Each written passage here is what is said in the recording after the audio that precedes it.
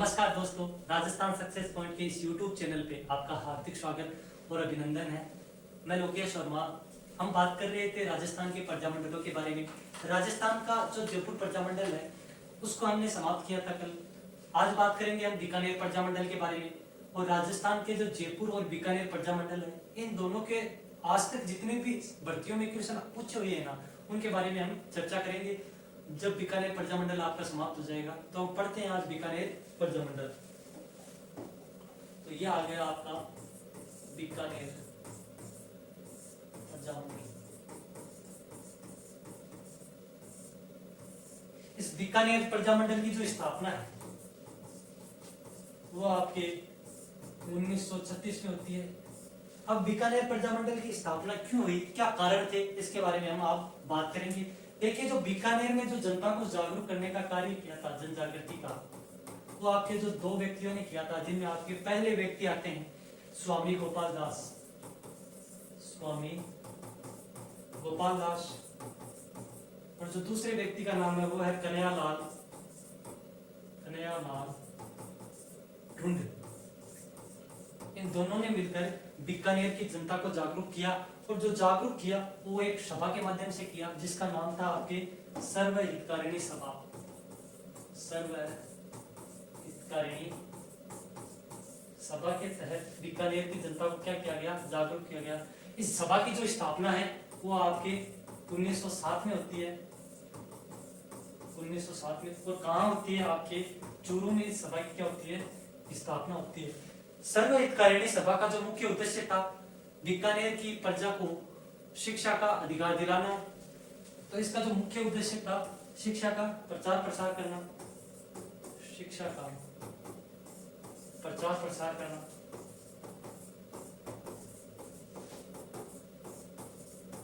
शिक्षा का प्रचार प्रसार करना।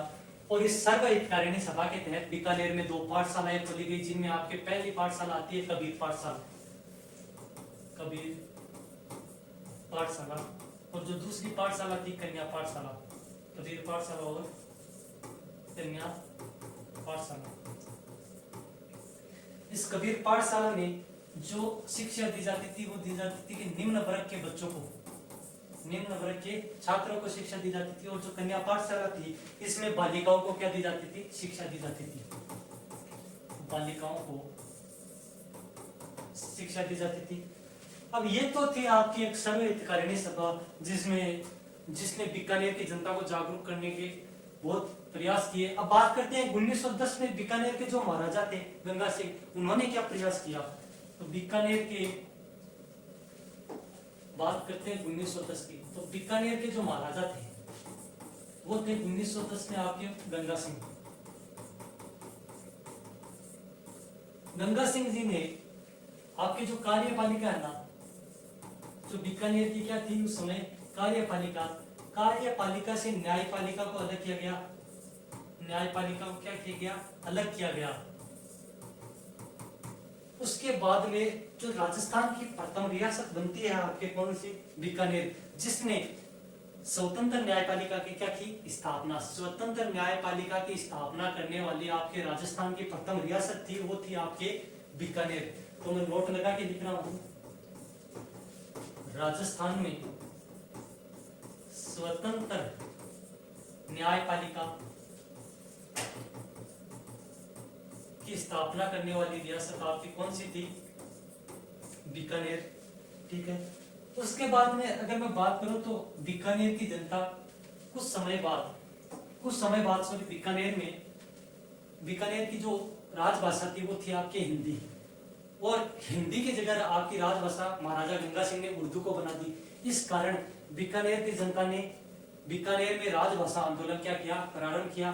कुछ समय बाद सन 1912 में हिंदी को क्या बनाया गया, पुनः राजभाषा बीकानेर की क्या बनाया गया, हिंदी को पुनः राजभाषा बनाया गया। उसके बाद में 1913 है।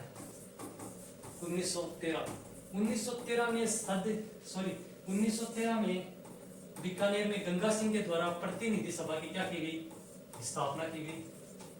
प्रतिनिधि सभा क्या की गई, स्थापना। उसके बाद में ये प्रक्रिया चलती रही। बाद में सन आता आपके 1920। 1920 में बीकानेर में सद विद्या प्रचारिणी सभा की क्या होती है, आपके स्थापना होती है। और कहाँ होती है, बीकानेर में। कब होती है, 1920 में। इस सभा का जो मुख्य उद्देश्य था वो था आपके बीकानेर से भ्रष्टाचार और रिश्वतखोरी को क्या करना, दूर करना। इस सभा का जो उद्देश्य था, बीकानेर से भ्रष्टाचार व रिश्वतखोरी को दूर करना।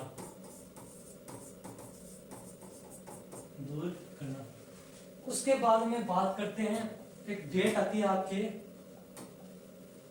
26 जनवरी 1930। 26 जनवरी 1930 को चंदनमल बहड़ व स्वामी गोपाल दास ने चूरू में एक धर्म स्तूप था, उस पे क्या पहराया, तिरंगा पहराया। इस कारण बीकानेर के जो महाराजा गंगा सिंह है, उन्होंने उस धर्म स्तूप को क्या किया, धर्म स्तूप को बंद कर दिया। पुनः उस धर्म स्तूप को मदन मोहन मालवीय के सहयोग से खोला गया।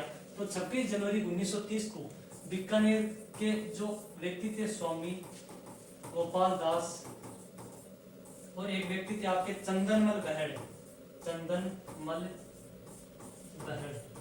इन्होंने जो चूरू का क्या था, धर्म स्तूप, इस पे क्या पहराया, तिरंगा। कुछ समय बाद इस धर्म स्तूप को भी क्या कर दिया गया, बंद कर दिया गया। और पुनः ये धर्म स्तूप मदन मोहन मालवीय के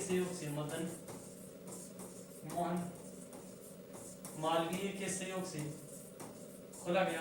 ठीक है, अब बात करते हैं इसके एक साल बाद की। तो सन आता है आपके 1931 में पता है आपको, जो गोलमेज सम्मेलन है, इसका द्वितीय अधिवेशन चल रहा था आपके लंदन में। जब द्वितीय अधिवेशन चल रहा था, तब बीकानेर के जो महाराजा गंगा सिंह है, इनको क्या किया गया, इनवाइट किया गया। तब बीकानेर के महाराजा हैं, वो जाते हैं आपके कहाँ, लंदन। जब लंदन जाते हैं, तब कुछ जैसे चंदनमल बहड़, विजय सिंह मेहता, इन्होंने बीकानेर में क्या पटवा दिए, बीकानेर दिग्दर्शन नाम से लंदन में पर्चे पटवा दिए। इस कारण जिन पर्चों में गंगा सिंह की क्या की गई थी, बुराई की गई थी, जिस कारण बीकानेर के महाराजा जो गंगा सिंह है, वो पंजाब होते हुए आते हैं और पंजाब से जो गेहूं आता था उस पे 2 गुना कर लगा देते हैं। उसके बाद में बीकानेर आते ही इन्होंने एक मुकदमा चलाया, जिसका नाम था बीकानेर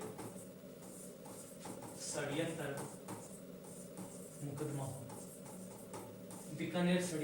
मुकदमा। ये जो मुकदमा था, ये 1932 में चलता है। ये किन के खिलाफ चलता है, जिन्होंने, जैसे चंदनमल बहड़ थे, इन्होंने बीकानेर दिग्दर्शन नामक एक पत्रिका निकाली। विजय सिंह मेहता थे, इन्होंने बीकानेर में नादिरशाही नामक एक क्या निकाली, पत्रिका निकाली। जो इनके खिलाफ क्या चला, बीकानेर षड्यंत्र मुकदमा। कब चला, 1932 में। तो किन के खिलाफ चला, जिनमें आपके पहले नंबर पर चंदनमल बहड़, एक व्यक्ति थे सत्यनारायण सराफ, और जो दूसरे व्यक्ति थे आपके प्यारेलाल, बद्री प्रसाद, खुबीराम। इन सभी को क्या लंदन में इन्होंने क्या पर्चे बंटवाए, किसके खिलाफ, गंगा सिंह के खिलाफ। तो इन्हें सभी को कितने वर्ष की सजा हुई, 4 वर्ष की सजा हुई थी। ये फूड सेफ्टी ऑफिसर का जो पेपर होता है आपके, उसमें पूछा गया सवाल था, ये मेरिट बेस्ड क्वेश्चन था आपके, कि बीकानेर जो षड्यंत्र मुकदमा हुआ था, इसमें कौन शामिल नहीं था। तो चंदनमल बहड़ था, सत्यनारायण सराफ था, मास्टर प्यारेलाल था, खुबीराम था, बद्री प्रसाद था, और इन्हें 4 वर्ष की क्या होती है, सजा होती है। अब आपका जो स्थापित होगा बीकानेर प्रजामंडल,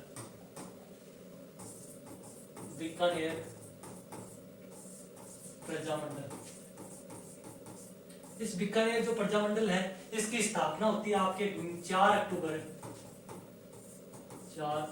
अक्टूबर 1936 को क्या होती है इसकी स्थापना। जो बीकानेर प्रजामंडल है, इसकी स्थापना आपकी कलकत्ता में होती है। कहाँ होती है, कलकत्ता में इसकी स्थापना होती है। और कलकत्ता में अभी स्थान बताऊं तो रत्ना ट्रस्ट, ठीक है, ये कलकत्ता में एक जगह है। बीकानेर जो प्रजामंडल है, इसके जो आपके कोषाध्यक्ष बनते हैं वो बनते हैं भिक्षुलाल बोहरा। कोषाध्यक्ष वो बनते हैं आपके भिक्षुलाल बोहरा। बीकानेर जो प्रजामंडल है इसके क्या बनते हैं, कोषाध्यक्ष बनते हैं। और जो इसके अध्यक्ष बनते हैं आपके वो बनते हैं लक्ष्मी देवी आचार्य। लक्ष्मी देवी आचार्य प्लस आपके कौन, मग्गाराम वैद्य। ये बीकानेर प्रजामंडल के क्या बनते हैं, अध्यक्ष बनते हैं। जबकि आपको बीकानेर जो प्रजामंडल है इसके संस्थापक पूछे तो आपके थे क्या, कौन, मग्गाराम वैद्य बीकानेर प्रजामंडल के क्या है, संस्थापक। ठीक है, अब बात करते हैं जब ये इसकी स्थापना 4 अक्टूबर 1936 में हुई, तब इस बीकानेर जो प्रजामंडल है, बीकानेर प्रजामंडल का पुनर्गठन किया गया। बीकानेर प्रजामंडल का पुनर्गठन किया गया 1937 में। बीकानेर प्रजामंडल का क्या किया गया, पुनर्गठन किया गया। उसके बाद में सन 1938 में ये बीकानेर जो प्रजामंडल है, बीकानेर सरकार ने इसे क्या कर दिया, अवैध घोषित कर दिया। तो 1938 में बीकानेर जो प्रजामंडल है इसको अवैध कब घोषित किया गया, 1938 में। उसके बाद में एक व्यक्ति की एंट्री होती है आपके बीकानेर प्रजामंडल में जिसका नाम था रघुवर दयाल गोयल। तो बात करते हैं किसके बारे में, रघुवर दयाल गोयल के बारे में। तो 22 जून very most and important date है, 22 जून 1942। 22 जून 1942 को बीकानेर देशी राज्य लोक परिषद की क्या होती है स्थापना, किसके सहयोग से, रघुवीर दयाल गोयल के सहयोग से। बीकानेर देशी राज्य लोक परिषद की स्थापना की गई 1942 में, जिसके आपके संस्थापक थे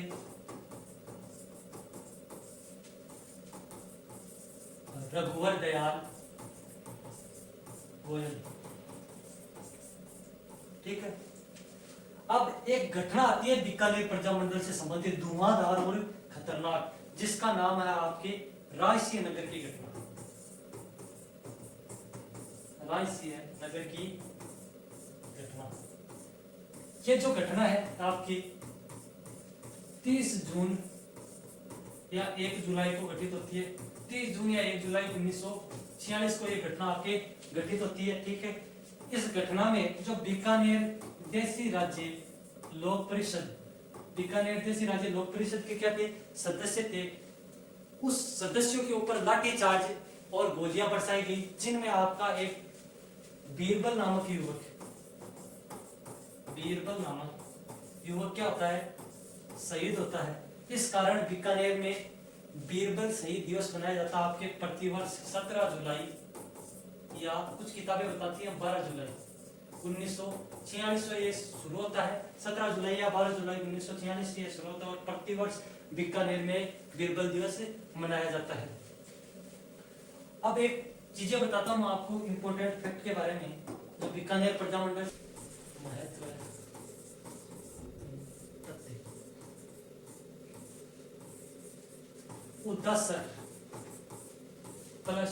उदासर और महाजन जो किसान आंदोलन थे आपकी, उनका संबंध पूछे तो आपकी किस रियासत के साथ, बीकानेर रियासत से। बीकानेर रियासत से आपके उदासर और महाजन किसान आंदोलन का क्या था संबंध। एक कांड आता है आपके कांगड़ कांड। कांगड़ जो कांड है ये अक्टूबर 1946 में बीकानेर रियासत है इसमें होता है। एक किसान आंदोलन हो रहा था आपके दूधवा खारा किसान आंदोलन, दूधवा खारा किसान आंदोलन। एक किसान आंदोलन थे जो बीकानेर रियासत से क्या थे आपके संबंधित थे। इसके बाद में जो 1947 का जो वर्ष आया आपके, उसमें जो बीकानेर के जो शासक थे वो थे आपके शार्दुल सिंह। शार्दुल सिंह ने बीकानेर का एक नया संविधान तैयार किया।